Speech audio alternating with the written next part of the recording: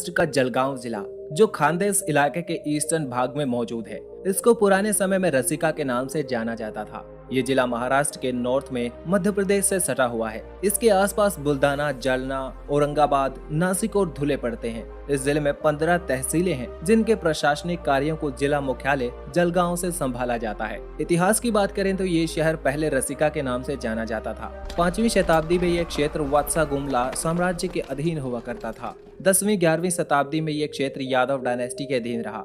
उसके बाद इसे दिल्ली सल्तनत के द्वारा शासन किया गया। 1975 में बैटल ऑफ खारदा के बाद मराठाओं ने हैदराबाद के निजाम को खानदेश का इलाका मराठाओं को सौंपने को मजबूर कर दिया, लेकिन इस क्षेत्र को जलगांव और धुलिया 2 जिलों में बांट दिया गया।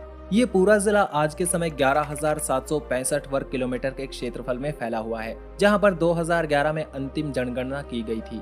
इस समय यहां पर लगभग 42,29,000 लोग पाए गए थे, जो कोंगो देश की जनसंख्या के बराबर है। यहाँ की कुल आबादी का 29% हिस्सा शहरी इलाकों में बसता है। यहाँ की कुल आबादी का लगभग 80% हिस्सा भारतीय शिक्षा से भली भांति परिचित है। वही यहाँ की आबादी में 1000 पुरुषों पर 925 महिलाओं का लिंगानुपात पाया जाता है।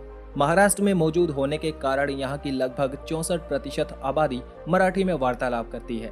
इसके अलावा 12% यहाँ की लोकल डायलेक्ट खानदेशी और 7% उर्दू, 6% हिंदी बोली जाती है। धर्म के आधार पर जनसांख्यिकी को देखा जाए तो 81% के शेयर के साथ हिंदू समुदाय यहाँ मेजोरिटी में पाया जाता है। इसके अलावा 14% मुस्लिम और 1% जैन पाए जाते हैं। 1% से भी थोड़े हिस्से में कई छोटे धर्मों के लोग भी रहते हैं। आज के समय इस जिले की इकोनॉमी की बात करें, सबसे ज्यादा यहाँ के लोग एग्रीकल्चर पर निर्भर हैं। यहाँ के ज्यादातर लोग केला, कपास और प्याज उगाते हैं। केले की बागवानी की वजह से तो इसे देश का बनाना कैपिटल भी कहा जाता है। एग्रीकल्चर के क्षेत्र का यहाँ के लोगों को रोजगार देने में बहुत बड़ा हाथ है। यहाँ की फर्टाइल धरती और फेवरेबल मौसम के कारण यहाँ गेहूं, गन्ना, सोयाबीन और दालें भी उगाई जाती हैं। इस जिले की इकोनॉमी में इंडस्ट्रीज भी काफी बड़ा शेयर रखती हैं। यहाँ पर ज्यादातर टेक्सटाइल, फार्मास्यूटिकल, ऑयल मिल, केमिकल प्रोडक्शन और कृषि से जुड़े उपकरण, खाद बीज तैयार किए जाते हैं। मुंबई, पुणे जैसे शहरों तक यहाँ बेहतरीन सड़कें मौजूद हैं, जो इस पूरे क्षेत्र के एग्रीकल्चरल प्रोड्यूस को बड़े शहरों तक बेचने में मदद करते हैं। यहाँ से नेशनल हाईवे नंबर 6 और नेशनल हाईवे नंबर 211 भी गुजरते हैं, जो इस जिले को देश के दूरस्थ हिस्सों से जोड़ता है। यहाँ के ट्रैवल इंफ्रा की बात करें तो 1852 में पहली बार अंग्रेजों ने यहाँ पर रेलवे को डेवलप करना शुरू किया था, जो बाद में 1861 और 65 में जाकर ऑपरेशनल हुआ। इससे पहले इस जिले में कोई भी रेल ट्रांसपोर्ट फैसिलिटी नहीं हुआ करती थी। उस समय यहाँ नसीराबाद, नड़गांव, जलगांव जैसे स्टेशन भी बनाए गए, जिनको बनाने में 300 से 500 यूरो तक का खर्चा आया था। आज यहाँ के लोगों को रेल मार्ग से आसपास के शहरों में और देश के बड़े शहरों तक जाना बड़ा ही कन्वीनियंट लगता है।